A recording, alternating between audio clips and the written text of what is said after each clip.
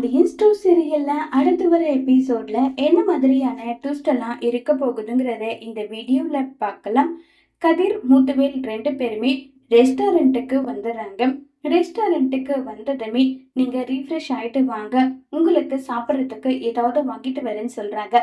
அதெல்லாம் ஒண்ணும் வேண்டாம்னு சொல்லிட்டு ரீஃப்ரெஷ் ஆயிட்டு முத்துவேல் வந்துடுறாங்க. உடனே அதுக்குள்ளவே கதிர் வந்து நம்ம முத்துவேலுக்கும் கதிர்க்கும் சேர்த்து காஃபி ஆர்டர் பண்ணியிருப்பாங்க ஹோட்டல்ல. உடனே கதிர் வந்து சரி நீங்க ரெஸ்ட் எடுங்க, நான் போயிட்டு ரீஃப்ரெஷ் ஆயிட்டு வரேன்னு சொல்றாங்க.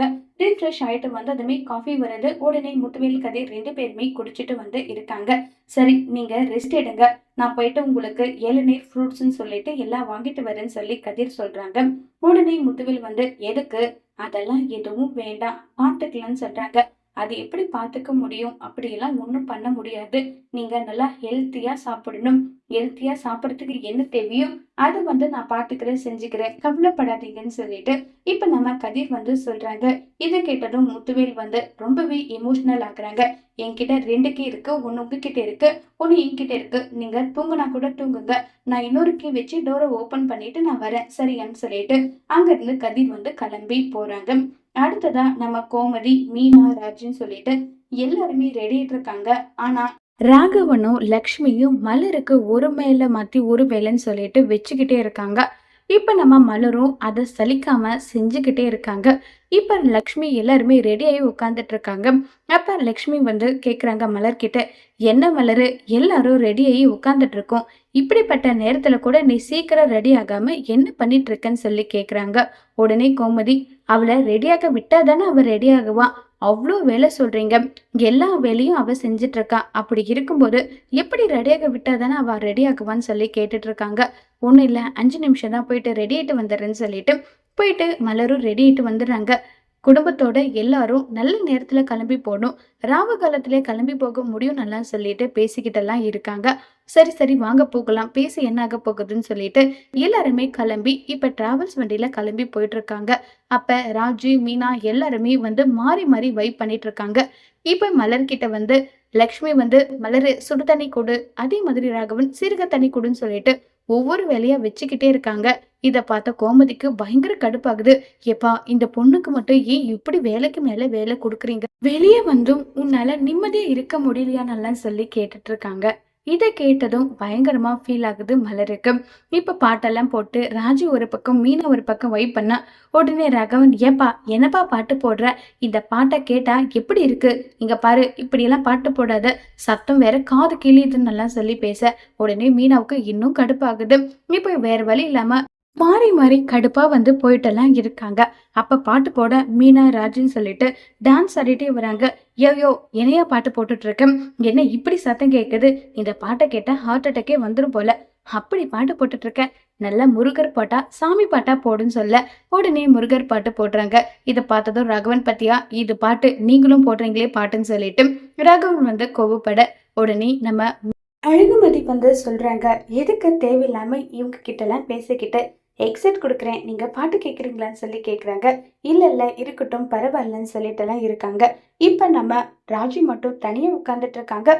கதிரோட ஃபோனுக்கு வெயிட் பண்ணிட்டே இருக்காங்க. ஆனா ராஜி வந்து ஃபோன் பண்ணாம கதிரோட ஃபோனை பார்த்துட்டு இருந்ததும் மீனா இதை பார்த்துட்டு, என்ன ராஜிமா, உனக்கு துணியே இருக்கட்டும் தான் உன்னுடைய பக்கத்துல வந்து நான் உட்காந்தேன், என்ன எதுக்காக ஃபோனவே பார்த்துட்டு இருக்க சொல்லுன்னு சொல்லி கேட்குறாங்க. இல்லக்கா, கதிர் ஒரு ஃபோன் கூட பண்ணல, அதுக்காக தான் பார்த்துட்டு இருக்கேன்னு சொல்லிட்டு எல்லாம் இருக்காங்க. இப்ப நம்ம கதிர் வந்து இளநீ கடையில இளநீ வாங்கிட்டு இருக்காங்க. ராஜும் கதிரை நினைச்சிட்டே இருக்கு. உடனே நம்ம கதிரோட ஞாபகம் வருது. அக்கா அங்க பாருங்கக்கா, கதிர் தான் அங்க இளநீ வாங்கிட்டு இருக்கான், சென்னையில இவன் என்ன பண்ணிட்டு இருக்கான்னு சொல்லிட்டு மீனாவை சொல்ல, என்ன ராஜி, கதிர் எதுக்காக சென்னைக்கு வர போறான், அவன் 1008 வேலையா இருப்பான், இல்லக்கா பஸ்ஸை நிறுத்த சொல்லுங்க, நான் அது கதிர் தான் நிரூபிக்கிறேன் பாருங்கன்னு சொல்லிட்டு ராஜு சொன்னாலும் மீனா நம்மள திரும்பி பார்க்கறதுக்குள்ள பஸ் போயிடுது. அது கதிர்ன்றது நம்ம மீனாவுக்கும் தெரியறதில்ல.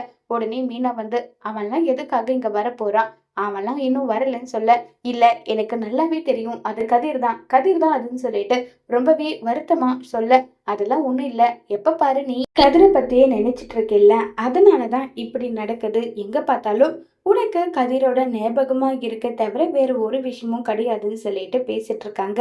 இதை கேட்ட ராஜுக்கு இன்னும் ஃபீல் ஆகுது. இப்ப கதிர் இளநீர் வாங்கிட்டு வந்து நேரா முத்துவேலுக்கு வந்து கொடுக்குறாங்க.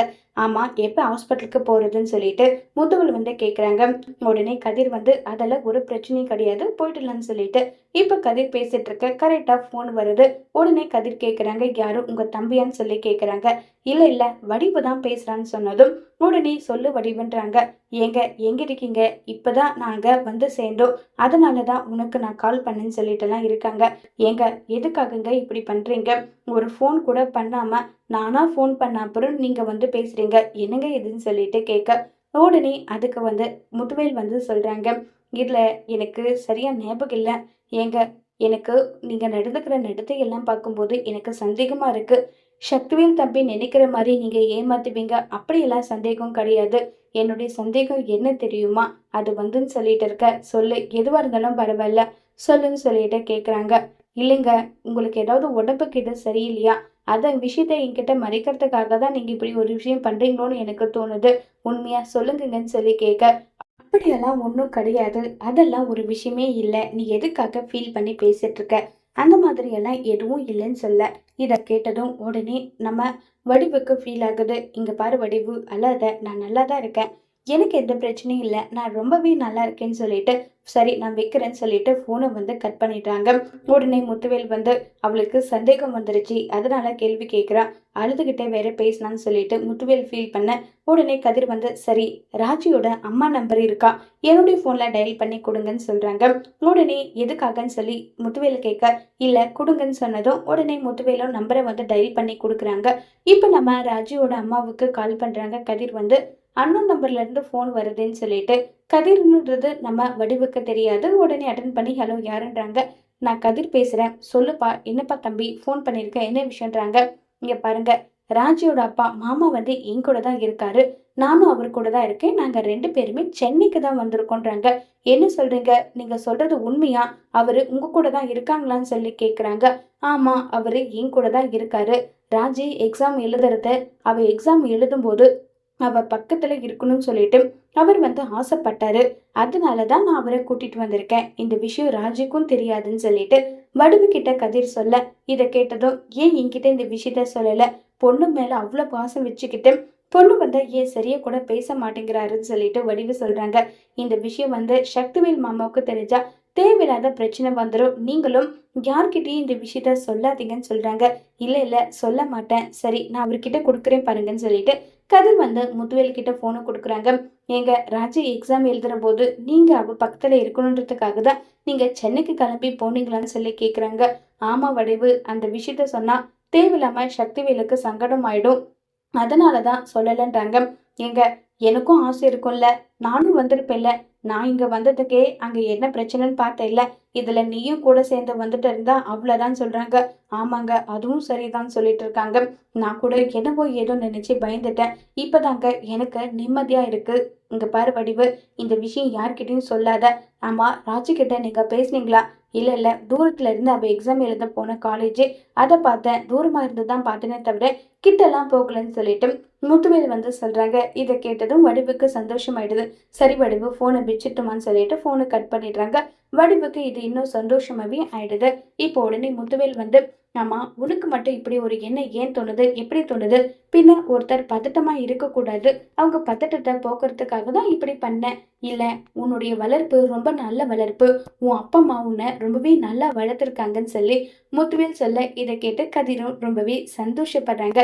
சரி, நம்ம ஹாஸ்பிட்டல்ல அப்பாயின்மெண்ட் வாங்கியிருக்காங்க, அப்பாயின்மெண்ட் வாங்குறதுக்காக போகணும்னு சொல்லிட்டு இப்ப அங்கிருந்து கிளம்பி போகலான்னு பாக்குறாங்க. ராஜி போன் மேல போன் மாறி மாறி பண்ணிக்கிட்டே இருக்காங்க. உடனே முத்துவேல் வந்து சொல்றாங்க, ராஜி வந்து போன் பண்ணிட்டே இருக்கா, எடுத்து பேசுன்னு சொல்லிட்டு. இல்ல இல்ல, இருக்கட்டும் பரவாயில்ல, நான் அப்புறம் கூட பேசிக்கிறேன்னு சொல்லிட்டு அங்க இருந்து கிளம்பி வந்து போயிடுறாங்க. இப்ப நம்ம ராஜிக்கா இன்னும் கடுப்பாகுது. என்ன இது, அவன் கதிர் வந்து சென்னையில தான் இருந்தான், கதிரை நான் நல்லாவே பார்த்தேன், எனக்கு நல்லாவே ஞாபகம் இருக்கு. ஆனா என்னடானா அவன் போன் பண்ணா கூட போனை எடுக்க மாட்டேன்றான், ஏன் தான் இவன் இப்படி பண்றானோ தெரியலன்னு சொல்லிட்டு ராஜி ஒரு பக்கம் ரொம்பவே வருத்தத்துல வந்து இருக்காங்க. இப்ப நம்ம கதிருக்கு திரும்ப திரும்ப ஃபோன் பண்ணி பாக்குறாங்க. ஃபோன் பண்ணாலுமே நம்ம கதிர் வந்து எடுக்கிறதே கிடையாது. இதை நினைச்சு ராஜி ரொம்ப வருத்தத்துல இருக்க உடனே நம்ம மீனா வராங்க. மீனா வந்து ராஜி என்னாச்சு, எதுக்காக போனை வந்து இப்படி பார்த்துட்டு இருக்க?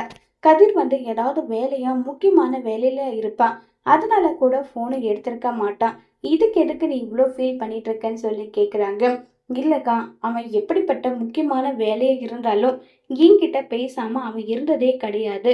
அவன் இப்படி பேசாம இருக்கானா எனக்கு ரொம்ப வருத்தமா இருக்கு. அது மட்டும் இல்லாம எனக்கு ரொம்ப ரொம்ப நல்லாவே தெரியும். கதிர் வந்து சென்னையில தான் இருக்கான். இளநீர் கடையில இளநீர் குடிச்சிட்டு இருந்தான். நான் நல்லாவே அவனை பார்த்தேன். எனக்கு நல்லாவே ஞாபகம் இருக்குன்னு சொன்னா கூட, இல்ல இல்ல, அவன் எதுக்காக இங்க வரப்போறான்?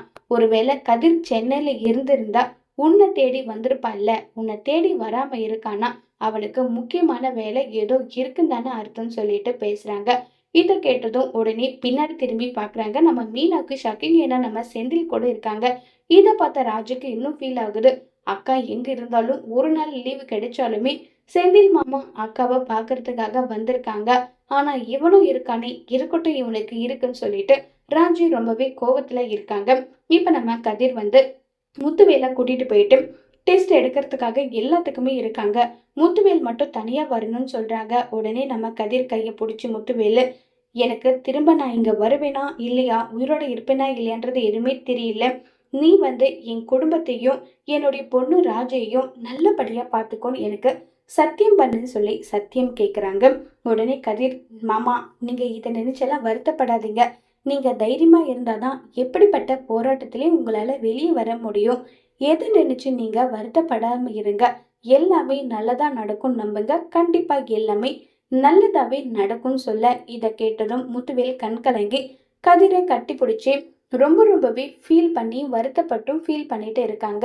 எனக்கு திரும்ப வருவேன்ற நம்பிக்கை இல்ல, ஏதோ நீ எனக்கு ஆறுதல் சொல்ற, அதை நினைச்சு நான் சந்தோஷப்பட வேண்டியதுதான். வேற வழி என்ன பண்ண முடியும்னு சொல்லிட்டு வருத்தமாவும் ஃபீல் பண்ணியும் பேச, இல்ல கண்டிப்பா நீங்க திரும்ப வருவீங்க. நீங்க கம்பீரமா தைரியமா இந்த நோய் வர்றதுக்கு முன்னாடி எப்படி தைரியமா இருந்தீங்களோ அதை விட 100 மடங்கு வலிமையா நீங்க இருக்க போறீங்க. கண்டிப்பா இது நடக்கும் பாருங்கன்னு சொல்லிட்டு கதிர் வந்து சொல்றாங்க. இதை கேட்டதும் முத்துவேலும் ரொம்பவே அழுதுகிட்டே கண் கலங்கிட்டே தான் போறாங்க. முத்துவேல் இந்த பக்கம் போனதும் கதிர் வந்து முத்துவேல் பேசினது எல்லாம் நினைச்சு ஃபீல் பண்ணிட்டு இருக்க.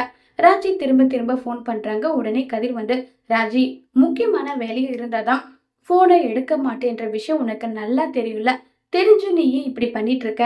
எனக்கே டைம் ஃப்ரீயா இருந்தா நான் உன்கிட்ட ஃபோன் பண்ணி பேச மாட்டேனா, எதுக்கு சும்மா தேவையில்லாம இப்படி ஃபோன் பண்ணி டார்ச்சர் பண்றேன்னு சொல்லிட்டு கதிர் வந்து கேட்க, கதிர் நான் சென்னைக்கு வந்து 3 நாள் ஆகுது. அந்த 3 நாள்ல ஒரு நாள் கூட நீயா எனக்கு ஃபோன் பண்ணி பேசல. நானா தான் உனக்கு ஃபோன் பண்ணி பேசுறேன். அந்த அளவுக்கு நான் வேண்டாதவள் ஆயிட்டுனா கதிர்ன்னு சொல்லிட்டு இருக்காங்க. உடம்பு சரியில்லாதவங்கள ஹாஸ்பிட்டல்ல அட்மிட் பண்றதுக்காக நான் ஒரு டிராவல்ஸ் வேலையா வந்திருக்கேனா, அவங்கள பார்ப்பேனா இல்ல உனக்கு ஃபோன் பண்ணுவேனா? நீ மட்டுமா சென்னையில தனியா இருக்க? அம்மா இருக்காங்க, அண்ணி கூட இருக்காங்க, எல்லார் கூடயும் தானே இருக்க. 1000 பேர் இருந்தாலும் உன்ன மாதிரி எனக்கு வராது. அட்லீஸ்ட் எக்ஸாம் எழுத நீ என் கூட வரல, இருந்தாலும் என்கிட்ட ஒரு ஃபோன் பண்ணி பேசக்கூட உனக்கு டைம் இல்லாத அளவுக்கு அவங்க உனக்கு அவ்வளோ முக்கியமா கதிர்ன்னு சொல்லிட்டு ராஜி வந்து கேட்க, ஆமா இப்போதைக்கு உன்கிட்ட என்னால பேச முடியாது. எக்ஸாம் நல்லபடி எழுதிட்டேன். இப்ப என்ஜாய் பண்றதுக்காக தீம் பார்க் போனதா சொல்றாங்கல்ல, போய் ஜாலியா என்ஜாய் பண்ணு. அதை விட்டுட்டு ஃபோன் பண்ணி என்னை டார்ச்சர் பண்ணாத. எனக்கே நேரம் இருந்தா கண்டிப்பா உனக்கு நானே ஃபோன் பண்ணி பேசுறேன். அது வரைக்கும் நீ எனக்கு ஃபோன் பண்ணாதுன்னு சொல்லிட்டு கதிர் கோவமா விக்க, உடனே இது ராஜுக்கு அழுக வர்ற மாதிரி ஆயிடுது. இனிமே நீயே ஃபோன் பண்ணாலும் நான் எடுக்க மாட்டேன்னு சொல்லிட்டு கோவமா போனை கட் பண்ணிடுறாங்க. அழுதுட்டு இருக்க ராஜியை பார்த்த கோமதி, என்னாச்சுமா ராஜி, எதுக்காக அழுதுட்டு இருக்க? எல்லாம் உங்க பையனாலதான் அத்தை. ஏய் என்னடி, என் பையன் என்ன பண்ணான்? எதுக்காக என் பையனை வந்து மீன் பண்ணி பேசுற? ஆமா அத்தை, அவர்கிட்ட ஃபோன் பண்ணி பேசினாலும் ஃபோன் பண்ணி பேசவே மாட்டேங்கிறாரு. நானா பேசினா எதுக்கு ஃபோன் பண்ண? எனக்கு முக்கியமான வேலை இருக்குன்னு சொல்லிட்டு போனை கட் பண்றாரு.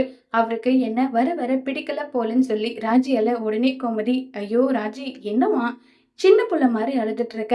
அவன் ஏதாவது முக்கியமான வேலையில இருந்திருப்பாமா, அதனால ஃபோன் பண்ணிருக்க மாட்டான். பாத்தீங்களா, மீனாக்கெல்லாம் செந்தில் மாமா கூட எவ்வளவு சந்தோஷமா இருக்காங்க. நானும் வந்து அவங்கள மாதிரி தானே புதுசா கல்யாணம் ஆனவ. எனக்கும் கதிர் கூட சேர்ந்து சுத்தணும் இப்படி எல்லாம் ஆசை இருக்காதா?